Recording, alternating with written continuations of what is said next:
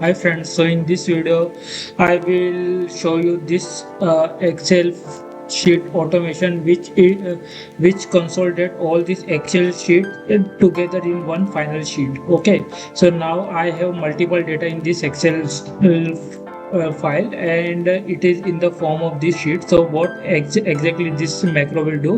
Once I click on this macro, this will ask me in which sheet you want to consolidate all the data. So my sheet name is this data.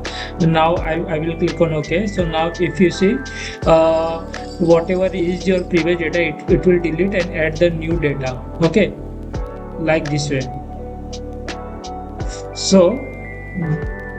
So this automation will consolidate all this Excel sheet into the one final sheet. So this way, if you have multiple sheet and if you want to collect together in one single sheet, then you can use this automation. If you want to get this automation, then just click on below description link and you can purchase it from my website. Thanks for watching this video.